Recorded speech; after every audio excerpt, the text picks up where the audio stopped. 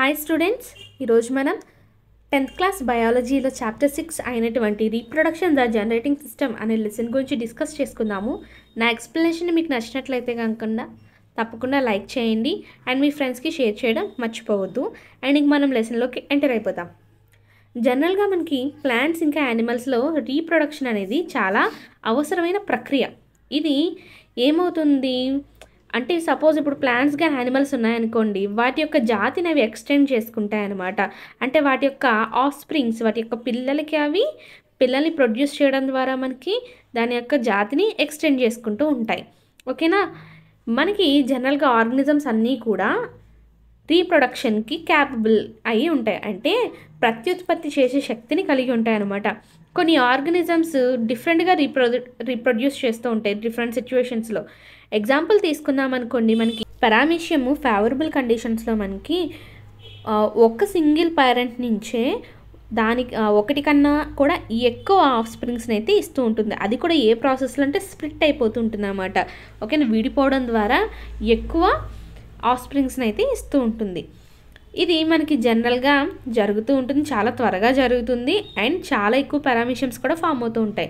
అదే unfavourable conditions అనుకోండి, రెండు పారామీషియమ్స్ కాంటాక్ట్లోకి వస్తాయన్నమాట.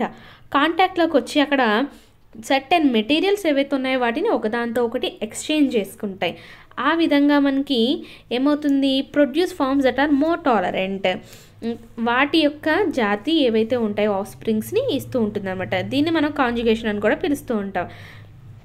అయితే రీప్రొడ్యూస్ చేయడానికి టైం ఏదైతే ఉంటుందో అది ఒక్కొక్క ఆర్గనిజం నుంచి ఇంకొక ఆర్గనిజంకి వేరుగా ఉంటాయి. అన్ని జంతువులు కూడా ఒకే కాలంలో రీప్రొడ్యూస్ చేస్తాయని మనము చెప్పము. అలాగే ఆర్గనిజం లోపలే మనకి ఏమవుతుందంటే డిఫరెంట్ ఎన్విరాన్మెంటల్ కండిషన్స్ ఉంటాయన్నమాట. ఆ కండిషన్స్ మీద ఆధారపడి రీప్రొడక్షన్ అనేది త్వరగా అవుతుందా లేకపోతే స్లో ప్రాసెస్ అనేది డిపెండ్ అయి ఉంటుంది. ఇప్పుడు ఒక యాక్టివిటీ ఏదైతుందో దాని గురించి చూద్దాం. మనకి పాలలో బ్యాక్టీరియా యొక్క కాలనీ ఏర్పడడం చూద్దాం. మనందరికీ తెలుసు పెరుగు అనేది ఎలా ఫామ్ అవుతుంది, లాక్టోబాసిల్లస్ బ్యాక్టీరియా వల్ల పెరుగు అనేది ఫామ్ అవుతుంది. మనం ఏం చేస్తున్నామంటే ఒక టీ స్పూన్ కర్డ్ తీసుకొని ఒక 30 teaspoonful of lukewarm milk ఏవైతే ఉంటాయో, అంటే గోరువెచ్చని పాలు ఉంటాయి కదా, ఒక 30 స్పూన్లేమో పాలు, ఒక స్పూన్ ఏమో పెరుగు వేసి కలపమంటున్నారనమాట. అంటే సింపుల్గా చెప్పాలంటే ఒక గ్లాసు సకానికి తీసుకొని కలపమంటున్నారు. ఇప్పుడు ఇంకొక స్పూన్ కర్డ్ తీసుకొని పెరుగు తీసుకొని చల్లటి పాలలో వేయమంటున్నారు. ముందేమో గోరువెచ్చని పాలలో వేసాం, ఇప్పుడేమో చల్లటి పాలలో వేసాం.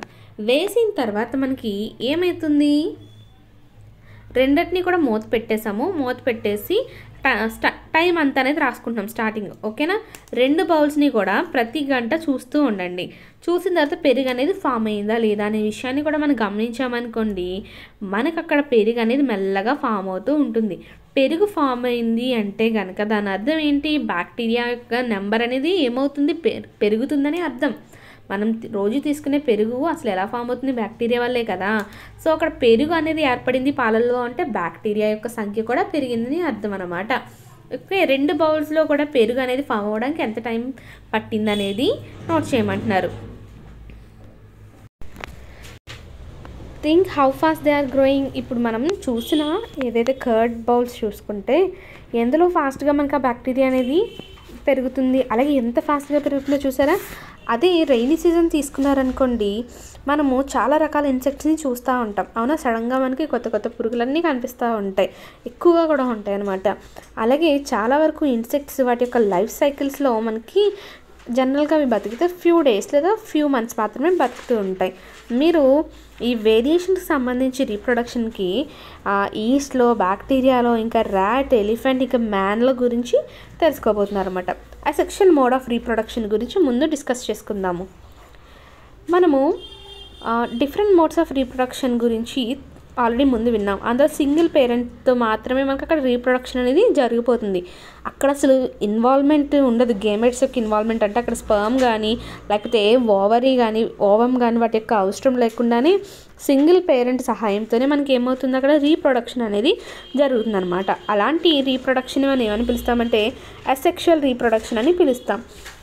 అంతేకాకుండా ఆర్గనిజమ్స్ అనేవి కూడా అసెక్షువల్ రీప్రొడక్షన్లో రీప్రొడ్యూస్ చేస్తాయంట చాలా రకాలుగా. అందులో కొన్ని రకాలు మనకి ఇచ్చారు. అసెక్షువల్ మోడ్ ఆఫ్ రీప్రొడక్షన్ రకాలు ఏంటో చూడండి. ఫస్ట్ వచ్చేసి ఫిజన్. ఫిజన్ అంటే ఏంటంటే సింగిల్ సెల్డ్ ఆర్గనిజమ్స్ ఏవైతే ఉన్నాయో, ముఖ్యంగా పారామిషియం లేదా బ్యాక్టీరియా, ఇవన్నీ కూడా ఎలా అంటే ఇంటూ 2 or more 2 కన్నా ఎక్కువగా స్ప్లిట్ అయిపోతూ ఉంటాయన్నమాట. దాన్ని మనము ఏమని పిలుస్తామంటే ఫిజన్ అని పిలుస్తాం. ఇది జనరల్గా మనకి సిమెట్రికల్ మేనర్లో జరుగుతూ ఉంటుంది. ఓకేనా. మనకి ఇక్కడ పారామిషియం లేదా బ్యాక్టీరియా అనేవి 2 కన్నా ఎక్కువగా విడిపోతూ ఉంటాయి. దీన్ని మనము ఫిజన్ అని పిలుస్తాం.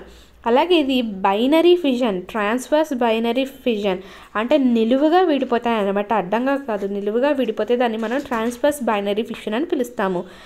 అలాగే మోర్ సెల్స్ అనేవి కనుక ఫామ్ అయినాయి అనుకోండి, అక్కడ మనకి దాన్ని మల్టిపుల్ ఫిజన్ అని పిలుస్తాం. ఇది జనరల్గా మనకి ఆఫెన్గా జరుగుతూ ఉంటుంది అనమాట. ఎక్కువగా అయితే ఇదే ప్రాసెస్ అనేది జరుగుతూ ఉంటుంది ఆర్గనిజమ్స్ అన్నింటిలో కూడా. బడ్డింగ్ చూద్దాం ఇప్పుడు. ఏదైనా ఒక ఆర్గనిజం యొక్క బాడీ మీద చిన్నగా ఒక బడ్ అనేది వచ్చిందనుకోండి, అంటే మొగ్గలా వచ్చిందనుకోండి, అది విడిపోయి పూర్తిగా ఒక ఆర్గనిజంగా ఫామ్ అయిపోతుంది అనమాట. అంటే దాని యొక్క పేరెంట్ ఎలా ఉందో యాస్టీజ్ అదే విధంగా ఫామ్ అయితే ఆ ప్రాసెస్ని మనము బడ్డింగ్ అని పిలుస్తాం. బడ్ అనేది బాగా పెరిగినప్పుడు పేరెంట్ నుంచి విడిపోయి దానికి అది ఇండివిజువల్గా అయితే సర్వ్ అయితే అయిపోతుంది అనమాట. ఓకేనా. ఎగ్జాంపుల్ వచ్చేసి దీనికి ఈస్ట్ ఈ విధంగానే మనకి రీప్రొడ్యూస్ అయితే అవుతుంది. అండ్ ఫిజన్కి ఎగ్జాంపుల్ వచ్చేసి పారామిషియం, పక్కన పిక్చర్లో ఇచ్చారు కదా అది. నెక్స్ట్ ఫ్రాగ్మెంటేషన్ చూద్దాం. కొన్ని ఆర్గనిజమ్స్ సింగిల్ పీస్, పేరెంట్ యొక్క సింగిల్ పీస్ నుంచి, అంటే పేరెంట్ ఏదైనా చిన్న సింగిల్ పీస్ నుంచి అవి ఒక ఆర్గనిజంగా ఏర్పడిపోతాయి అన్నమాట. దీన్నే మనం ఏమంటామంటే ఫ్రాగ్మెంటేషన్ అని పిలుస్తాం. అది బాడీలో ఏ పార్ట్ నుంచి అయినా సరే రావచ్చు. ఓకేనా. ఆ ఫ్రాగ్మెంట్ అనేది బాడీలో ఏ పార్ట్ నుంచి అయినా రావచ్చు. ఫ్రాగ్మెంటేషన్ అనేది రీప్రొడక్షన్కి సంబంధించి ఒక కామన్ మోడ్ అనమాట. అంటే ఆల్గే కానీ ఫంగే కానీ ఇంకా చాలా ప్లాంట్స్ అన్నీ కూడా ఫ్రాగ్మెంటేషన్ ప్రాసెస్ ద్వారానే మనకి రీప్రొడ్యూస్ అయితే అవుతాయి. నెక్స్ట్ పార్థెనోజెనసిస్ అంటే ఏంటో చూద్దాం. మీరు ఈ రోజుల్లో వినే ఉంటారు ఏమనంటే వాటర్ మెలన్ ఇంకా గ్రేప్స్ ఏవైతే ఉన్నాయో అందులో మనకి విత్తనాలు లేకుండా వస్తున్నాయి, అవునా కదా. సీడ్లెస్ ఫ్రూట్స్ని తయారు చేస్తున్నారు. ఇది కూడా రీప్రొడక్షన్లో ఒక ప్రాసెస్ అనమాట. ఇక్కడ ఏం చేస్తారంటే మనకి సెక్షువల్ నుంచి అసెక్షువల్ మోడ్ ఆఫ్ రీప్రొడక్షన్లో మార్చడం జరుగుతుంది. ఓకేనా. అలాగే ఈ ప్రాసెస్ అనేది మనకి నేచర్లో జరుగుతుంది. ఓకేనా.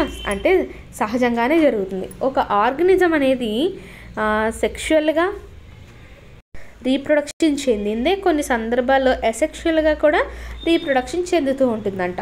ఓకేనా.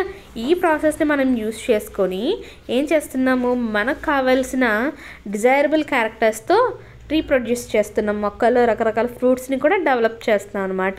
ఈ ప్రాసెస్లో మనకి మేల్ గేమెట్స్ అనేవి జైగోట్గా మారుతాయి. ఎలాంటి ఫెర్టిలైజేషన్ లేకుండా పార్థెనోజెనసిస్లో మనకి ఫెర్టిలైజేషన్ జరగకుండా ఫీమేల్ గేమెట్స్ ఏవైతే ఉన్నాయో అవి జైగోట్గా మారిపోతాయి అన్నమాట. ఓకే.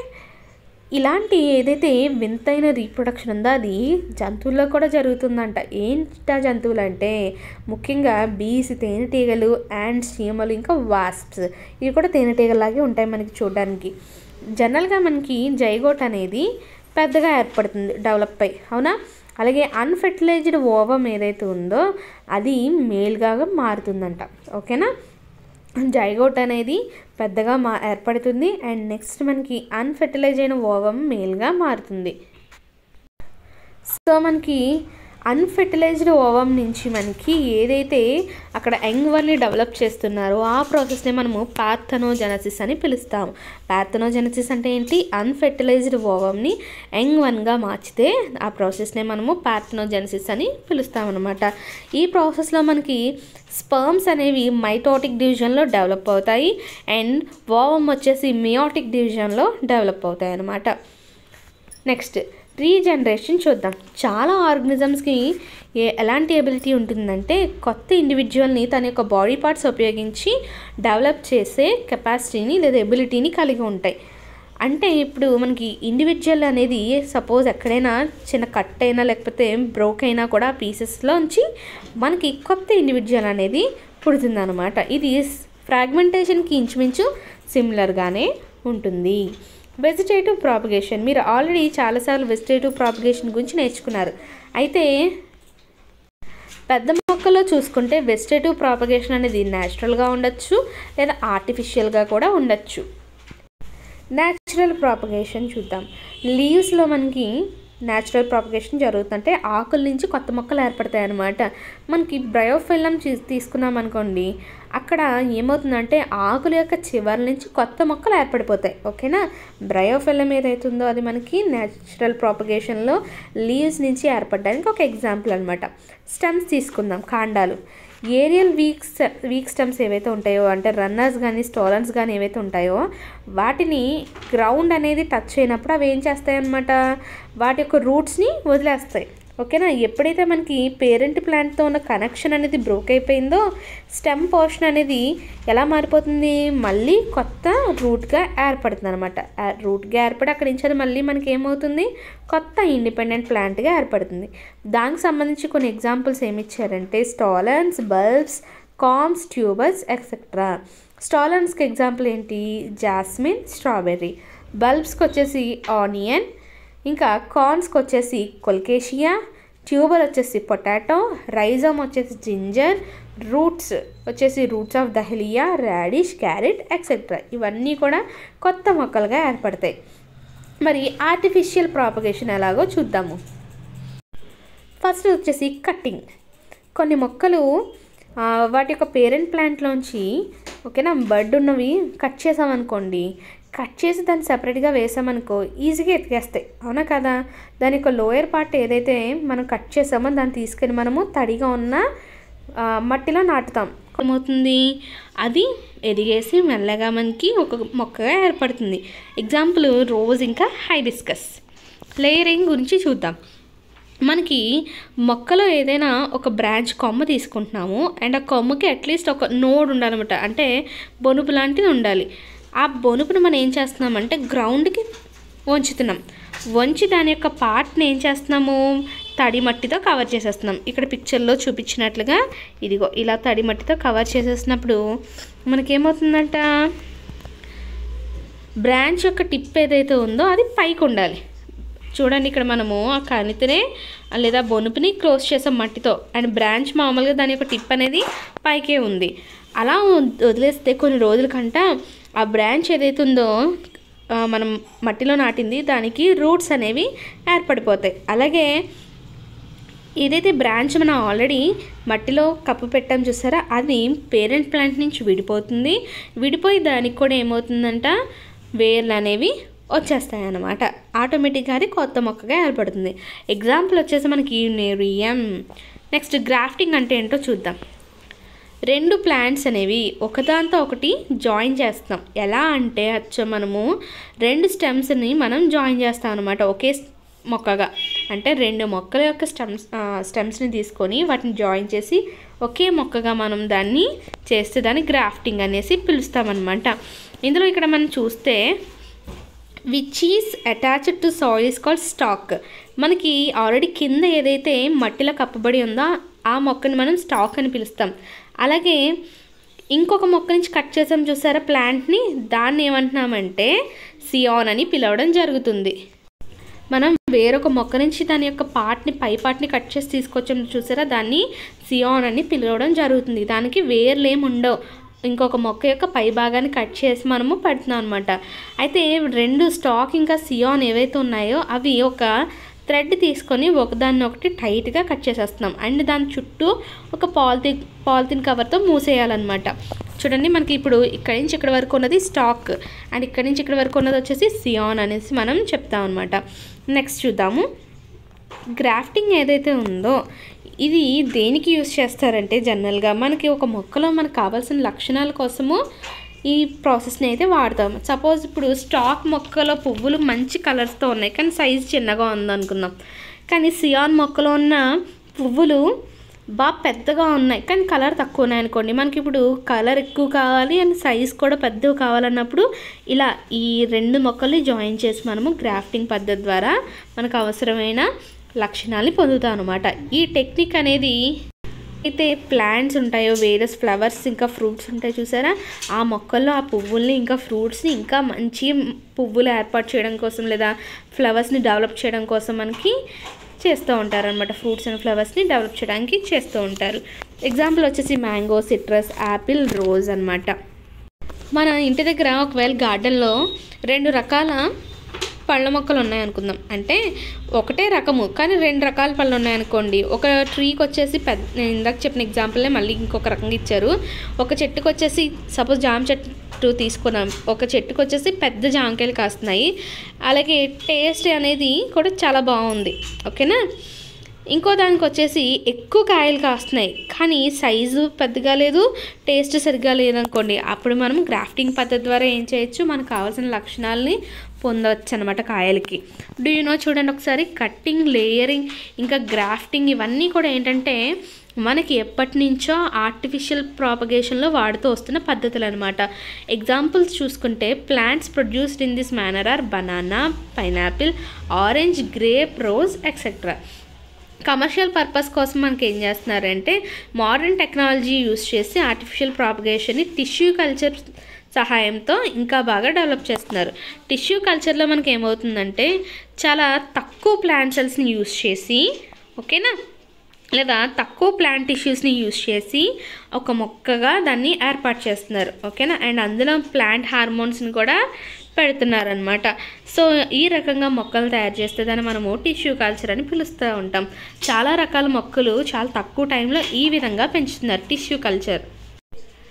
గ్రాఫ్టింగ్లో చూసుకుంటే మనకి చాలా చిన్న సయాన్ అనేది ఏం చేయొచ్చంట, ఫ్లవర్స్ని ఇంకా ఫ్రూట్స్ని కూడా చాలా తక్కువ టైంలోనే ప్రొడ్యూస్ చేయొచ్చంట. ఓకేనా.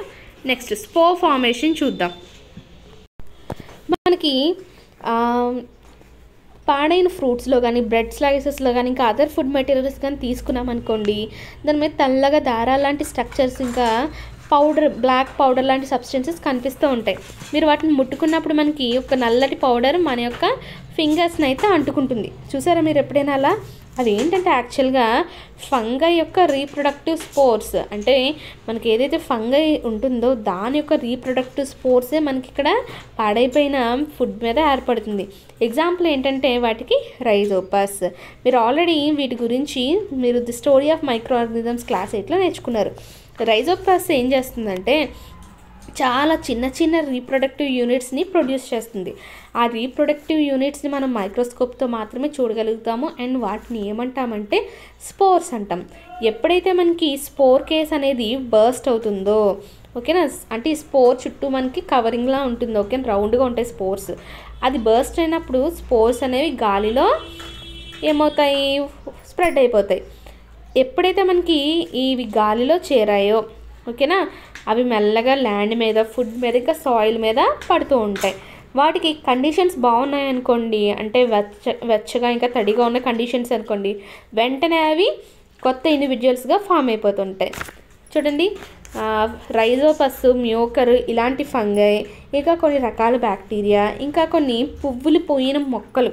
అంటే అవి ఏంటి చూడండి ఎగ్జాంపుల్స్, పువ్వులు పుయ్యని మొక్కలకి ఎగ్జాంపుల్స్ వచ్చేసి ఫెర్న్స్ ఇంకా మాసెస్. ఇవన్నీ కూడా స్పోర్ ఫార్మేషన్ పద్ధతిలోనే రీప్రొడ్యూస్ అవుతూ ఉంటాయన్నమాట.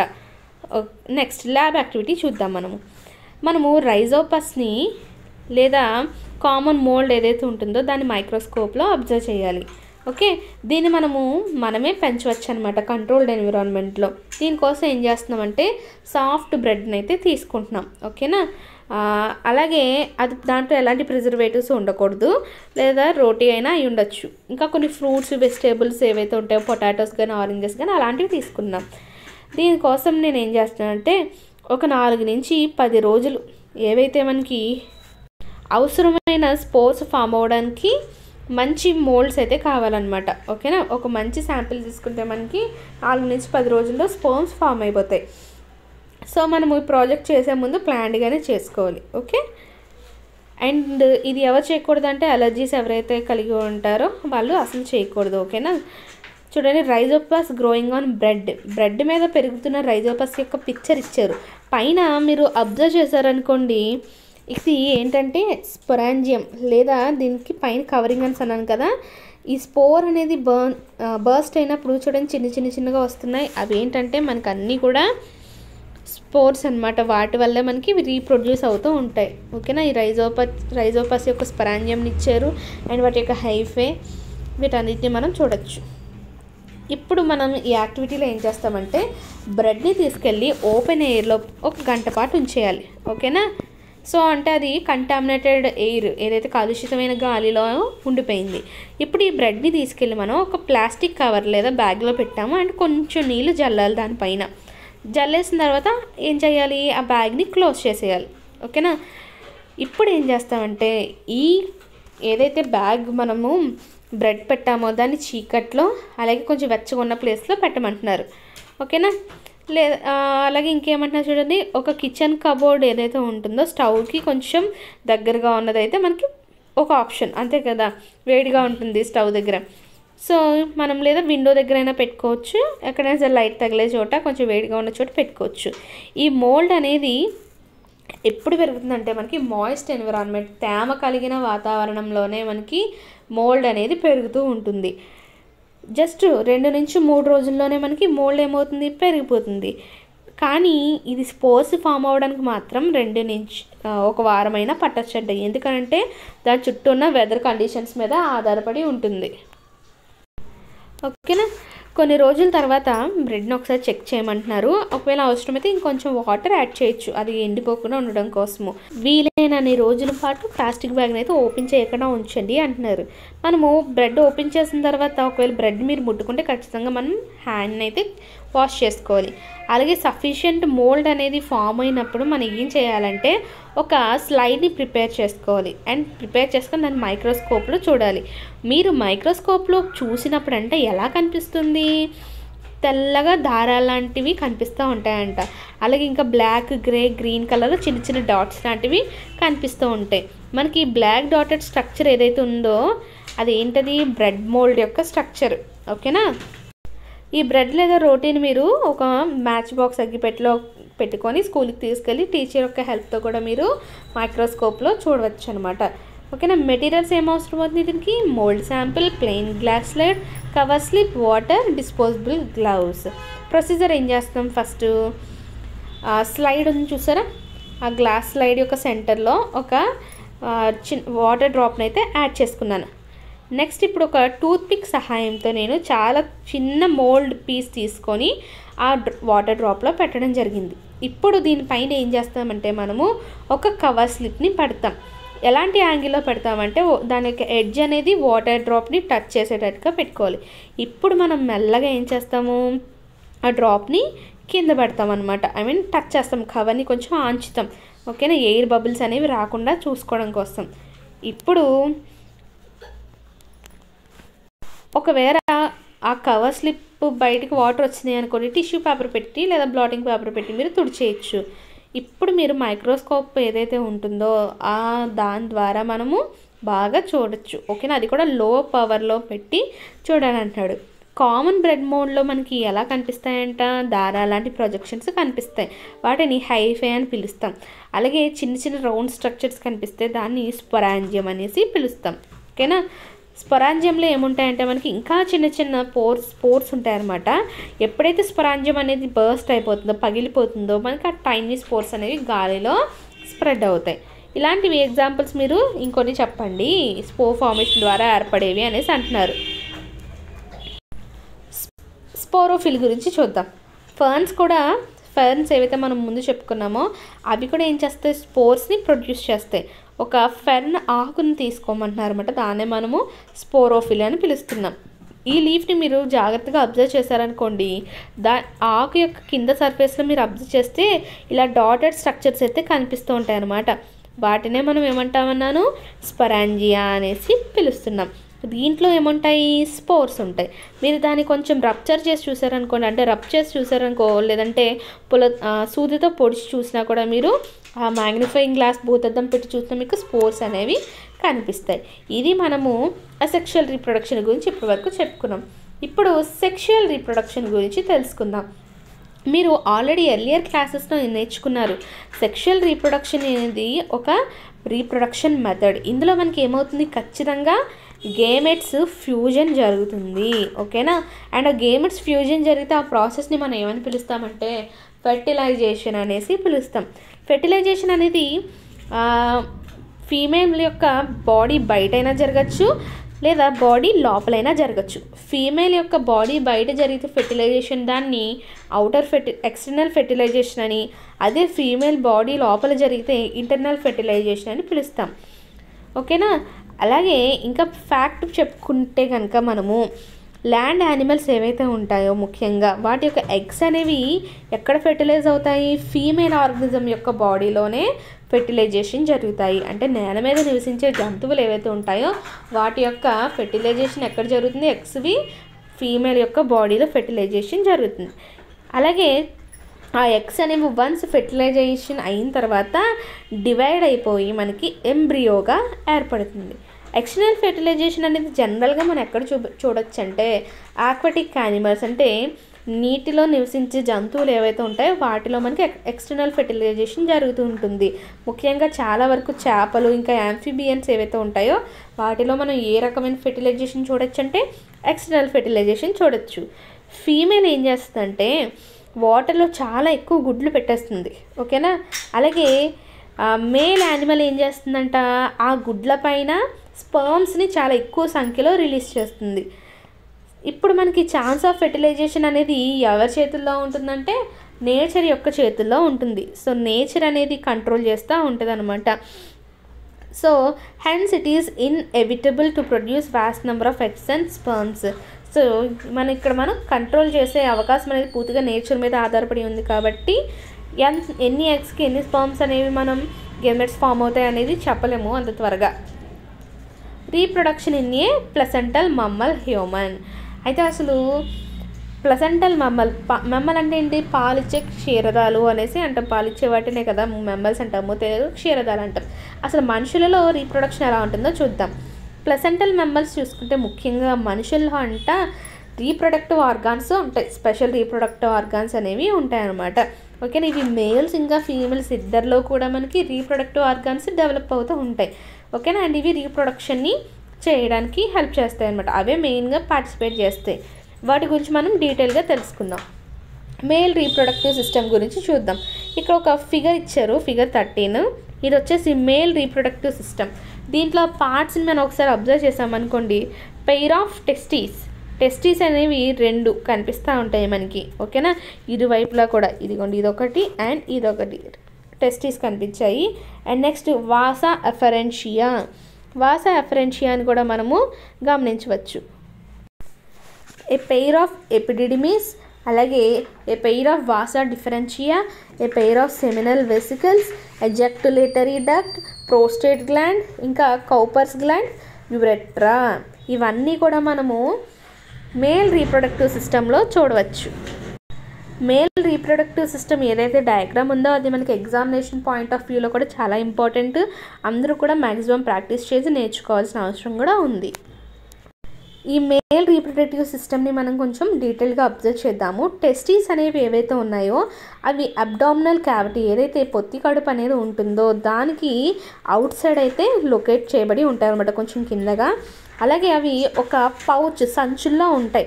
ఆ సంచుల పేరు ఏంటంటే స్క్రోటమ్. అలాగే ప్రతి టెస్టీస్లో కూడా మనకి కాయిల్డ్ సెమినిఫెరస్ ట్యూబ్యూల్స్ అనేవి ఉంటాయి. అంటే చుట్టబడి ఉన్న సెమినిఫెరస్ అనే ట్యూబ్స్ లాంటి స్ట్రక్చర్స్ అయితే కలిగి ఉంటాయి. ఓకే, ఒక్కొక్క టెస్టిస్లో కూడా. అలాగే స్పర్మ్స్ అనేవి మనకి ఈ ట్యూబ్యూల్స్లోనే మియోసిస్ ప్రాసెస్ ద్వారా చాలా ఎక్కువ సంఖ్యలో ప్రొడ్యూస్ చేయబడి ఉంటాయి. ఓకేనా. బాగా గుర్తుపెట్టుకోండి, టెస్టీస్ అనేవి స్క్రోటంలో ఉంటాయి. స్క్రోటం అనేది ఒక సంచి. అండ్ 2 టెస్టీస్లో కూడా మనకి బాగా కాయిల్ చేయబడి ఉన్న సెమినిఫెరస్ ట్యూబ్యూల్స్ అనేవి ప్రజెంట్ అయి ఉంటాయి. ఈ సెమినిఫెరస్ ట్యూబ్యూల్స్లోనే స్పర్మ్స్ అనేవి మియోసిస్ పద్ధతిలో చాలా ఎక్కువ నెంబర్లో ప్రొడ్యూస్ అవుతాయి. మేల్ సెక్స్ హార్మోన్ ఏదైతే ఉంటుందో టెస్టోస్టిరోన్ కూడా ఈ టెస్టీస్లోనే ప్రొడ్యూస్ చేయబడి ఉంటుంది. నెక్స్ట్, స్క్రోటం ఏదైతే ఉందో అది తక్కువ టెంపరేచర్ మెయింటైన్ చేయడం కోసము హెల్ప్ చేస్తుంది అనమాట టెస్టీస్కి. ఓకేనా.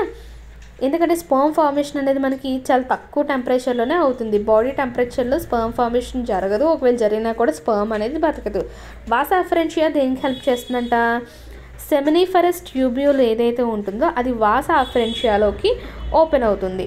మీరు ఒకసారి ఇక్కడ గమనించారనుకోండి, సెమినిఫరస్ ట్యూబ్యూల్స్ అనేవి ఎందులోకి వెళ్ళినాయి, వాసా అఫరెన్షియాలోకి ఓపెన్ అయితే అవ్వడం జరిగింది. Next they carry sperms into the epididymis. ఇవి ఏం చేస్తాయంటే ఎపిడిడిమీస్ ఏవైతే ఉన్నాయో చూసారా, ఈ ఎపిడిడిమీస్లోకి మనకి స్పర్మ్స్ని క్యారీ చేస్తాయి వాసా అఫరెన్షియా. నెక్స్ట్ ఎపిడిడిమీస్ ఏం చేస్తుంది, మనకి ఈ ఎపిడిడిమీస్ అనేది ఒక్కొక్కటి ఒక్కో సైడ్ ఉంది కదా, ఇవి వాసా అఫరెన్షియాని ఓపెన్ అయ్యి మనకి ఎపిడిడిమీస్ లోపలికి వెళ్తుంది. అండ్ ఈ ఎపిడిడిమీస్ లోపల మనకి హైలీ కాయిల్ ట్యూబ్స్ అనేవి ఉంటాయన్నమాట. అది కూడా టెస్టిస్ యొక్క పోస్టీరియర్ సైడ్స్లో ఉంటాయి. స్పర్మ్స్ని ఇందులో స్టోర్ చేస్తాయి అన్నమాట. వాసా డిఫరెన్షియా ఏం చేస్తుందో చూడండి. ఈ ఎపిడిడిమీస్ నుంచి మనకి వాసా డిఫరెన్షియా అనేది వాస్ డెఫెన్స్లోకి వెళ్తుందన్నమాట. ఓకేనా. నెక్స్ట్ సెమినల్ వెసికల్స్ చూద్దాం. ఇవి వాస్ డిఫరెన్స్లోకి ఓపెన్ అవుతాయి. ఇవి ఏం చేస్తాయంటే సెమినల్ ఫ్లూయిడ్ని ప్రొడ్యూస్ చేస్తాయి.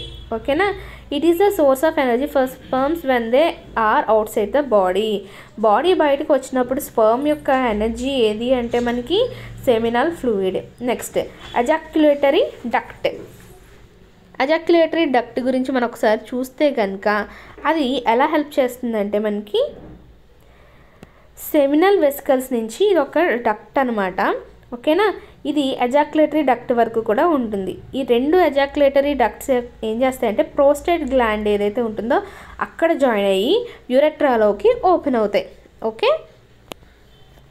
ఇప్పుడు కౌపస్ గ్లాండ్ చూద్దాం. ఈ గ్లాండ్ సెక్రేట్ చేస్తుంది ఏదైతే ఉంటాయో అవి దేనికి హెల్ప్ చేస్తాయంటే మనకి ఈ యురెట్రా అనేది న్యూట్రలైజ్ అయ్యి ఓకేనా ఎసిడిటీని తగ్గించడానికి హెల్ప్ చేస్తుంది అనమాట. ఇంకా లూబ్రికేటింగ్ జారుగా ఉండడానికి హెల్ప్ చేస్తూ ఉంటుంది అనమాట యురెత్రాకి కౌపస్ గ్లాండ్ అనేది. కౌపస్ గ్లాండ్ని మీరు ఇక్కడ చూడవచ్చు. ఇవన్నీ కూడా లోపల మనకి ఇచ్చారు. నెక్స్ట్ యురెట్రా. మేల్లో మనకి యూరిన్ కానీ స్పర్మ్స్ కానీ ట్రాన్స్పోర్ట్ చేసేది ఏంటంటే యురెట్రా అనమాట. దీన్నే మనము యురైనో జెనైటల్ డక్ట్ అని కూడా పిలుస్తాం. యురెట్రానే ఏమనాలి, యురైనో జెనైటల్ డక్ట్ అని పిలుస్తూ ఉంటాం అనమాట. ది పాసెస్ ఆఫ్ స్పెర్మటోజోవా చూద్దాం. అసలు స్పర్మ్ ఎక్కడి నుంచి ఎలా ఫామ్ అవుతుందో తెలుసుకుందాం. చూడండి, ఇవి ఫస్ట్ మనకి సెమినిఫరస్ ట్యూబ్యూల్స్ నుంచి వాసా అఫరెన్షియాకి ట్రావెల్ చేస్తాయి. ఆ తర్వాత అక్కడి నుంచి ఎపిడిడిమీస్కి వెళ్తాయి. అండ్ నెక్స్ట్ వాసా డిఫరెన్షియా ట్రావెల్ అవుతాయి. అండ్ నెక్స్ట్ ఎజాక్యులేటరీ డక్ట్ నుంచి యురెట్రాకి వెళ్ళడం జరుగుతుంది అనమాట. స్పర్మ్ని చూద్దాం ఒకసారి. ఫిగర్ 13B చూద్దాం. మనకి స్పర్మ్ యొక్క డయాగ్రామ్ కూడా ఇంపార్టెంటే.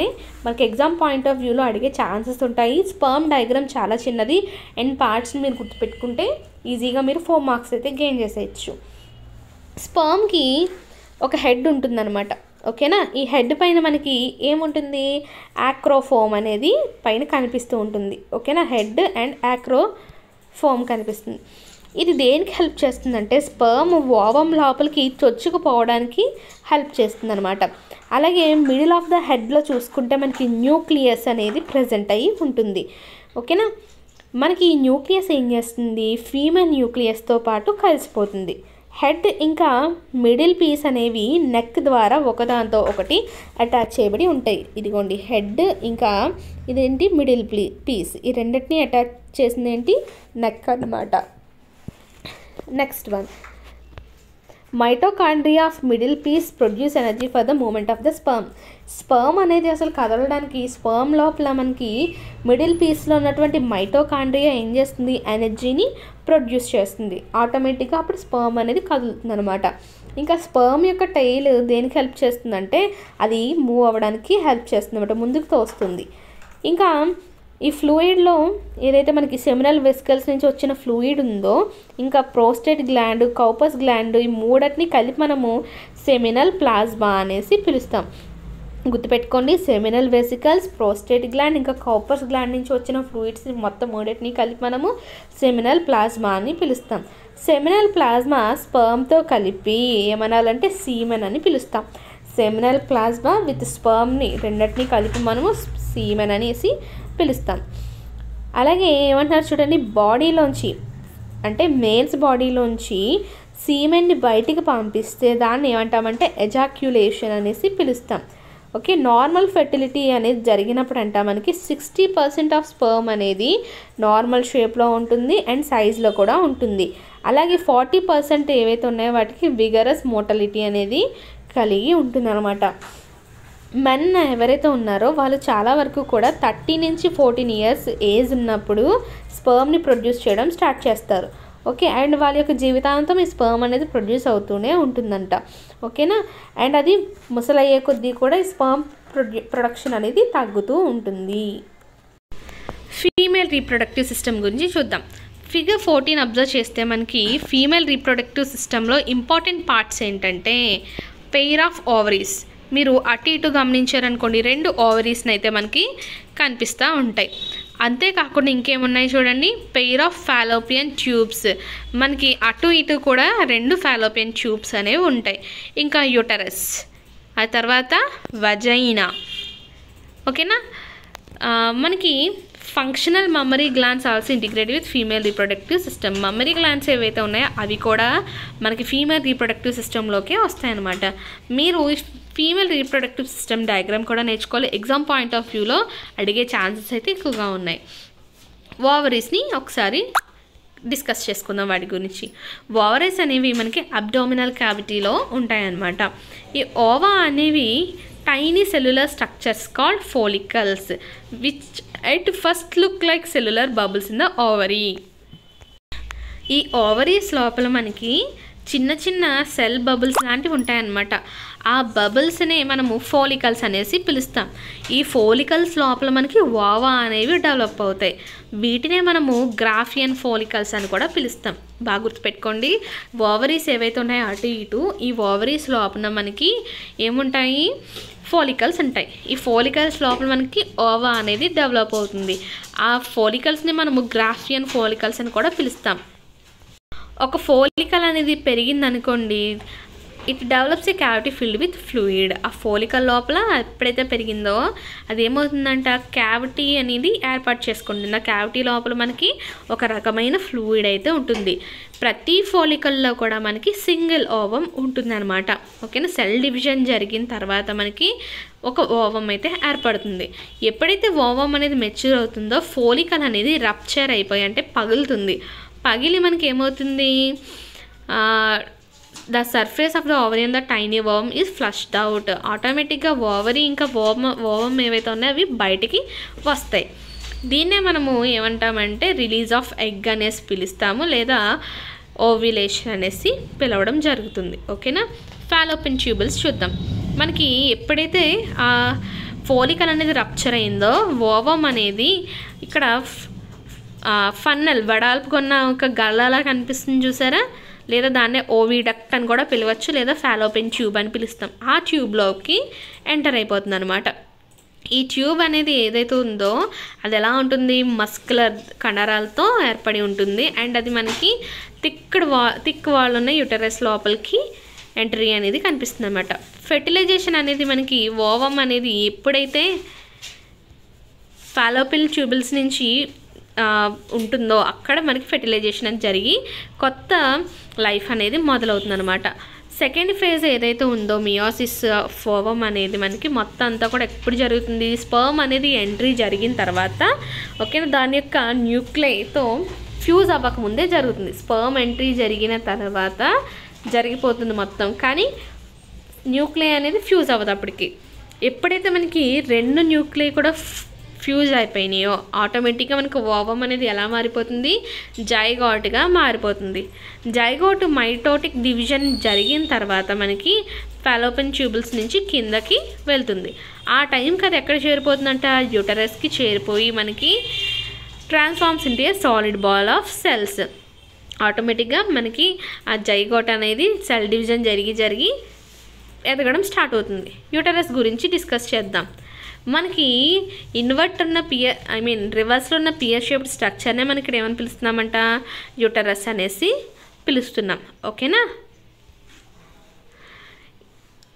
యూటరస్ యొక్క ఇన్నర్ లేయర్ అనేది దాన్ని ఏమంటామంటే మనము ఎండోమెట్రియం అని పిలుస్తాం.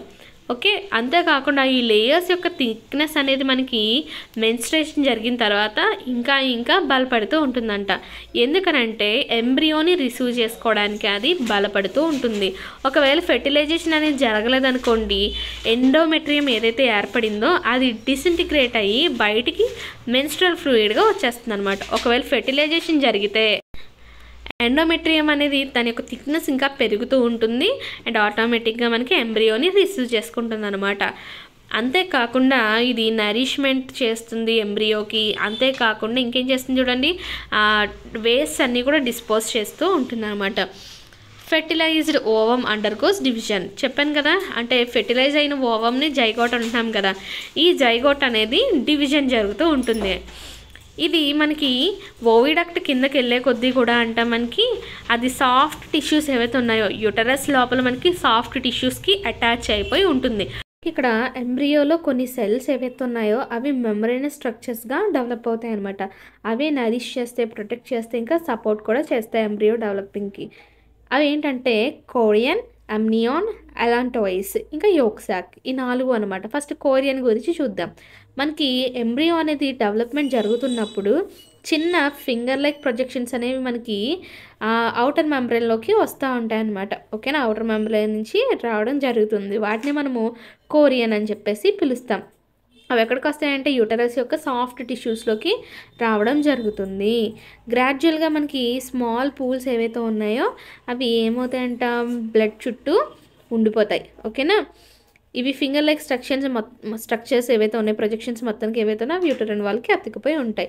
ఈ టిష్యూస్ ఏవైతే ఉన్నాయో కోరియన్ ఇంకా అడ్జసెంట్ పార్ట్ టిష్యూస్ ఏవైతే ఉన్నాయో ఇవన్నీ కలిసి మనకి ప్లసెంటాని ఫామ్ చేస్తాయి. ప్లసెంటా దేని ద్వారా ఫామ్ అవుతుంది, కొరియన్ టిష్యూస్ ఇవి. అలాగే మనకి యూటరన్ టిష్యూ యొక్క అడ్జసెంట్ పార్ట్ కలిసి మనకి ప్లసెంటాగా అయితే ఏర్పడుతుంది.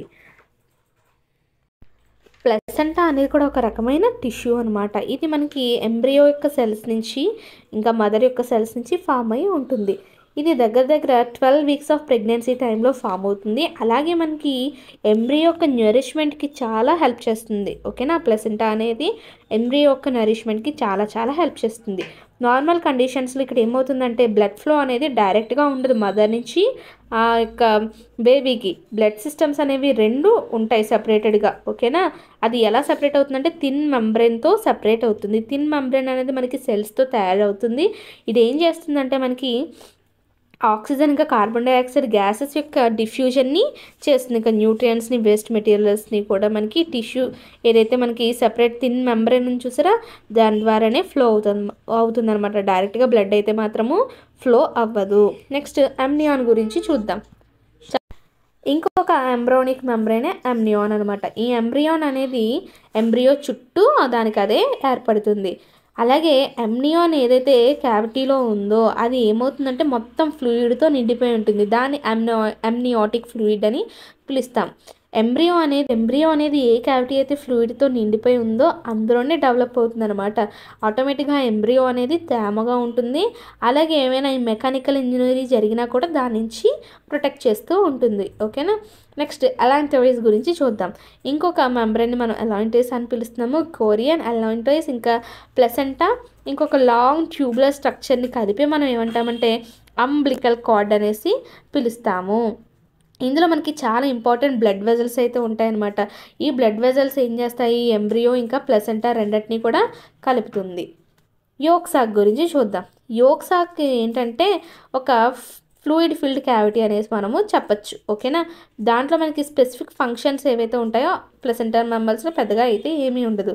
సో ఎంబ్రియో అనేది ఇప్పుడు మనకి ఏమవుతుంది, పుట్టడానికి రెడీ అవుతుంది. 3rd మంత్ ఆఫ్ ప్రెగ్నెన్సీ నుంచి మనం ఎంబ్రియోని ఏమని పిలుస్తామంటే ఫీటస్ అని పిలుస్తాం. ప్రెగ్నెన్సీ అనేది జనరల్గా 9 నెలల పాటు ఉంటుంది లేదా 280 డేస్ పాటు ఉంటుంది. ఈ పీరియడ్ని మనము జెస్టేషన్ పీరియడ్ అని కూడా పిలుస్తాము. చైల్డ్ బర్త్ గురించి డిస్కస్ చేద్దాం. మనకి ఇక్కడ ఏమవుతుందంటే ప్రెగ్నెన్సీ అనేది ముందుకు వెళ్ళే కొద్దీ కూడా ఫీటస్ ఏదైతే ఉందో ఇంకా కొన్ని అడిషనల్ క్యారెక్టర్స్ని అయితే పొందుతూ ఉంటుందన్నమాట. ఓకేనా, అలాగే ఇక్కడ ఏమవుతుందంటే యూటరస్ యొక్క డయామీటర్ ఏదైతే ఉందో అది బాగా పెరుగుతుంది. యూజువల్గా మనకి ఏమవుతుందంటే 9th మంత్ ఏదైతే ఉందో ఆ 9వ నెలలో ఉన్నప్పుడు ఫీటస్ యొక్క హెడ్ అనేది యూటరస్ వైపు తిరుగుతుంది. ఓకే, అలాగే పుట్టేటప్పుడు మనకి ఫస్ట్ జనరల్గా బేబీ హెడ్ అనేది బయటకు వస్తుంది అనమాట. కొన్నిసార్లు మనకి ఏమవుతుందంటే కాళ్ళు అనేవి బయటకు వస్తాయి. అలా బయటకు వచ్చినప్పుడు మనకి డెలివరీ అనేది చాలా కష్టమవుతుంది. ఇంకా మనకి చైల్డ్ బర్త్ యొక్క మెకానిజం అనేది పూర్తిగా అయితే తెలీదు. అసలు అది ఎలా జరుగుతుంది అనేది క్లియర్గా అయితే ఇంకా తెలుసుకోలేకపోయాం. చైల్డ్ బర్త్ అనేది మనకి యూటరస్ యొక్క మజిల్ లేయర్స్ ఏవైతే ఉన్నాయో అక్కడి నుంచి మొదలవుతుంది అనమాట. ఆ యూటరస్ లేయర్స్ అనేవి కాంట్రాక్ట్ అవుతూ ఉంటాయి, ఇంకా రిలాక్స్ అవుతూ ఉంటాయి రిథమికల్గా. సో అలా ఎప్పుడైతే మనకి యూటరస్ అనేది కాంట్రాక్షన్గా రిలాక్సేషన్ జరుపుతుందో అప్పుడే లేబర్ పెయిన్స్ అనేవి మొదలవుతూ ఉంటాయి అన్నమాట.